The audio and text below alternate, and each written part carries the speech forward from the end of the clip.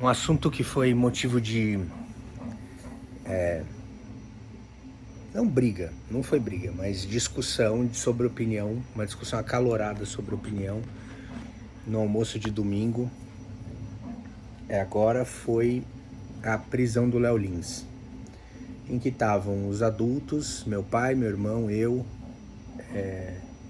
e a minha mãe, um pouco chocados com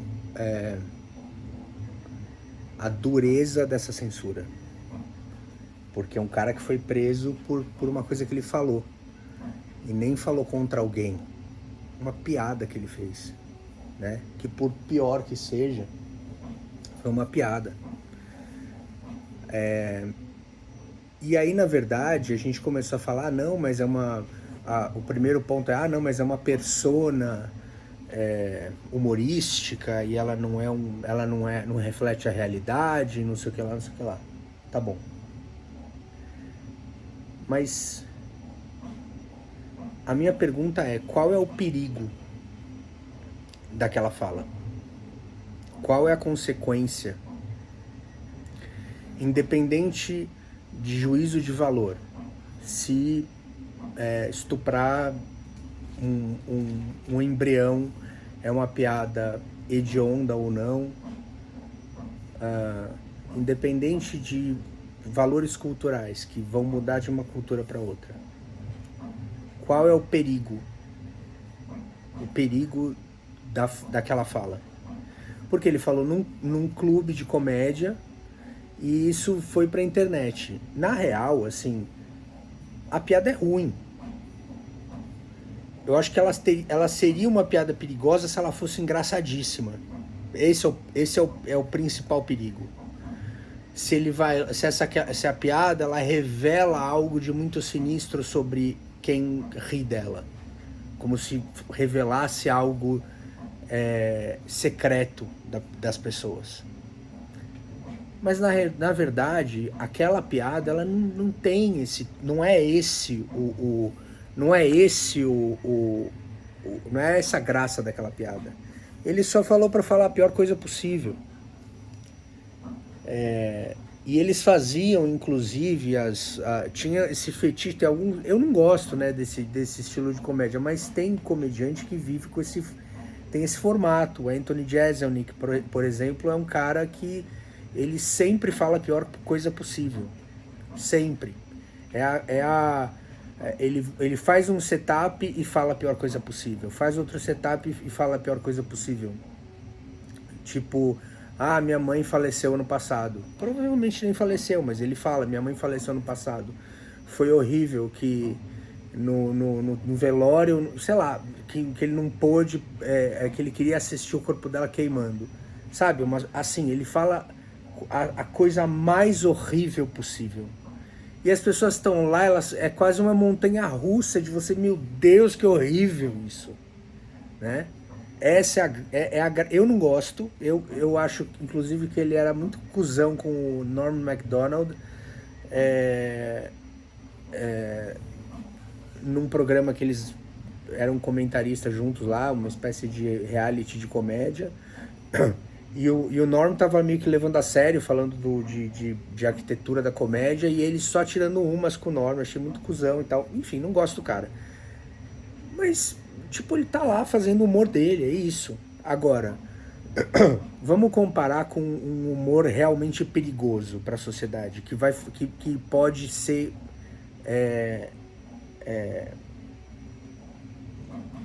nocivo à sociedade.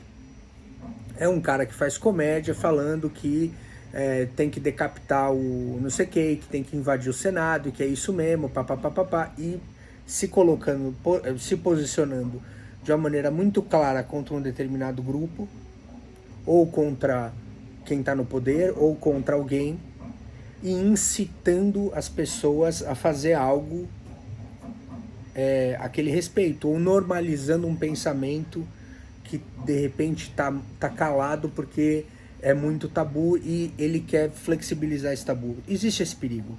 Existe. Se você começa a fazer um tipo de piada que vai lá e começa a massagear um tabu, tornando ele mais palatável, colocando um ângulo aqui, um ângulo ali, a ponto de tornar ele mais palatável, você pode ir laceando esse tabu com o tempo.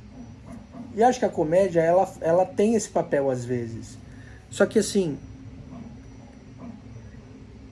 não só a comédia tem esse papel, o drama também tem. Pega todos os filmes nacionais, todos eles têm uma mensagem muito clara, todos eles falam de estupro, todos eles falam de racismo, todos eles falam de violência do homem contra a mulher, da mulher que se... entendeu? Sempre tem esse tema da mulher, do homem estuprador, do homem fraco. A mulher é sempre intitulada a atrair em todos... Eu vi esse tema novo que surgiu, tipo... Quantos filmes não tá na trama que a heroína trai o namorado, que era um cuzão, pra ficar com o príncipe encantado, pra ficar com o bom da história. A traição tá ali, ó, tipo, você pega, eu não vou agora lembrar os filmes, mas tipo Titanic, por exemplo. É um filme que a Rose vai lá, fica chifrando o namorado com o Leonardo DiCaprio, e chega no fim do filme... ela pau no cu, larga o cara e rouba a joia do cara ainda. Joga no mar a joia do cara. Rouba a joia caríssima que o cara deu pra ela e joga no mar no fim do filme.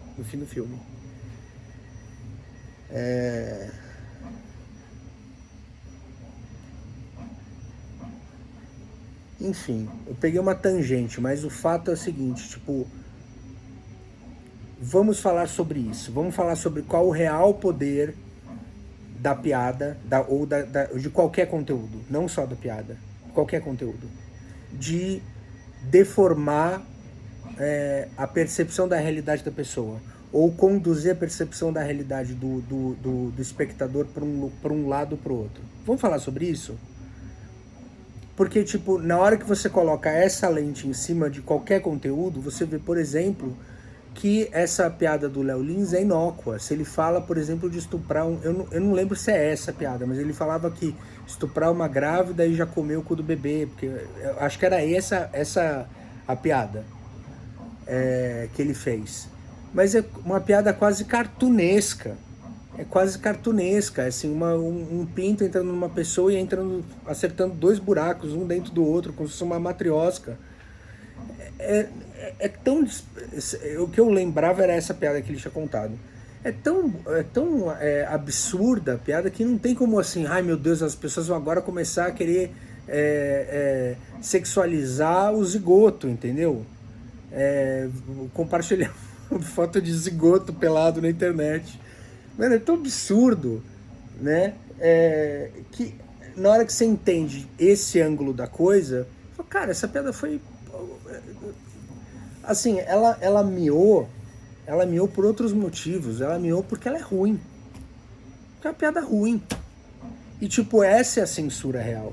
Deixa a piada ruim, porque assim, as pessoas elas não são esse tanto de manipuláveis que se você falar no palco, estuprar o feto, não sei o quê, que as pessoas vão começar a querer estuprar feto. Gente, é um absurdo. É um absurdo. Vocês me perdoem se a piada é outra que ele foi responsável pela condenação dele, se eu lembrei errado, mas independente do que ele falou, a gente tem que começar a entender isso, tipo, qual é o real poder da mídia, do conteúdo midiático, qual o real poder do conteúdo midiático em direcionar o pensamento, as crenças, os valores das pessoas. E na hora que você faz essa leitura, tipo, coisas que não pareciam perigosas passam a aparecer, e coisas que, meu Deus, precisamos freá-los, se tornam babacas, se tornam uma bobagem. Porque, tipo, essa piada do Léo Lins, claramente, assim, tipo, primórdios do stand-up no Brasil, a gente não tinha nem achado ainda o formato, porque não dá pra você traduzir diretamente cadência, timing de piada, de piada em inglês pro português, né? até o jeito como, o que tipo de piada que ia ser feito, porra, passou por um processo aí de tentativa e erro que tá rolando ainda. O comediante de stand-up brasileiro não é tão foda quanto o americano, por exemplo, por mais que tenha um monte. Tem um ou outro que você fala, caralho, mano, esse cara é bom, esse cara seria bom lá, tá ligado? Tem o cara que fala do Gugu, que é um cara engraçado pra caralho, não lembro o nome dele. Mas enfim, independente disso, é uma questão assim da cultura, de criar os formatos daqui criar as referências, criar os arquétipos de fala, de stand-up, etc, etc. Isso tudo tendo que acontecer no país mais demagogo, mais contaminado pela cultura woke que eu conheço, assim, mais do que qualquer outro país civilizado, eu acho. O quanto aqui essa cultura tipo ganhou contornos carnavalescos e ganhou muito em variedade, né? Não variedade, nem a variedade também, mas muito em extravagância, né? Enfim, I digress. Voltando ao ponto, falando disso, gente, é isso. A gente não pode agora, tipo, com base no que a pessoa falou, se foi feio ou não. Cara, todo mundo fala coisas feias. Olha o perigo dessa porra, olha o perigo de você tá todo mundo com uma parcela do tempo gravado, vigiado, maior a cada dia. Porque agora todo mundo tem Alexa em casa, daqui a pouco vão começar a gravar, por questão de segurança. Todo mundo vai ficar vigiado o tempo inteiro. E aí você começa a... todas as pessoas que você quer ver pelas costas, que as pessoas do poder querem ver pelas costas, todo mundo que for desafiar a autoridade deles, eles vão ir lá encaixar a pessoa nessa... vão enquadrar a pessoa em alguma pequena subversão do bem e da gentileza e da nobreza de espírito e vão prender a pessoa, entendeu? Tipo, fica fácil prender uma pessoa, porque todo mundo vai ter atos de momentos em que vai falar coisas reprováveis, todo mundo vai, em algum momento da vida, e quem tiver no poder vai ter... E quem tiver acesso a toda essa informação vai falar, porra, esse cara tá enchendo o saco em 2013, olha o que ele falou aqui, ó. Aí, ó, chamou preto de macaco em 2013. Vamos prender esse filho da puta e encarcerar esse racista do caralho. É isso. Esse é o perigo. Esse é o perigo da censura. Não é uma armadilha falar que a prisão do Léo Lins foi em nome da bondade, em nome do bem, porque ele era um agente do mal. Cara, vamos ver essa história aí direito. Eu sei que assim, não há uma conspiração no sentido de um grupo de pessoas, mas eu acho que a coletividade humana tem suas consciências, suas grandes consciências coletivas, e acho que existe uma agenda no coletivo de demonização do homem. Isso existe. Tá aí. O fato que a gente não muda de assunto sobre feminicídio, já vou falar, só uma vitrola quebrada sobre esse assunto, porque ninguém fala, então só eu tenho que falar. É um sintoma disso. Existe um movimento acontecendo, que é a caça aos estupradores, que nem foi a caça aos bruxas, agora é a caça aos estupradores. Todo mundo é um potencial estuprador, você é um estuprador até que você prove que você não é. É a mesma coisa. É a mesma dinâmica da caça às bruxas. só eu falo desse assunto, porque eu fui procurar as estatísticas e falei, gente, quanto estupro acontece no Brasil? Quanto de violência sexual acontece? Eu fui ver feminicídios, não violência sexual é um número estratosférico, né? Porque você não precisa de corpo de delito, você não precisa de nada, se a palavra da mulher é suficiente, pronto. Acusações viram, explodem mesmo, viram uma ferramenta. Virou uma ferramenta no relacionamento. É o super trunfo que a mulher puxa no cara. Ah, eu vou ganhar de você. Aqui, ó, super trunfo.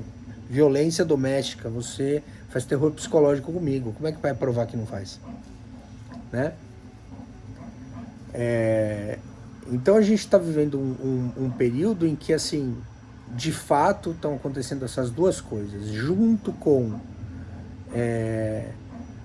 uma sistêmica demonização do homem em todos os meios de comunicação, nas séries do Netflix, nas notícias, nas universidades.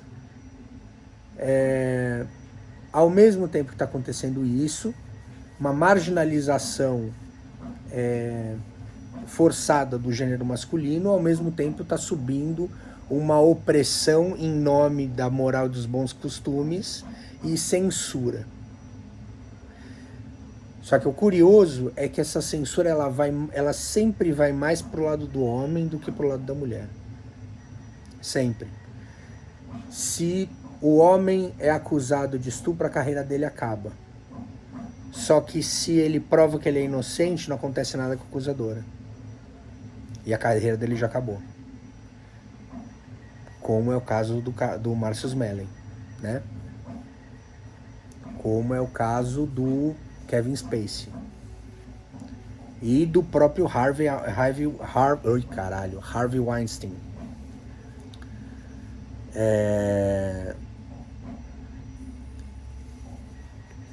Enfim. Que foi absolvido. Essa é a coisa bizarra de tudo. 50 acusações e o cara foi absolvido. Sabe por quê? Porque todo mundo descreveu errado o pênis dele.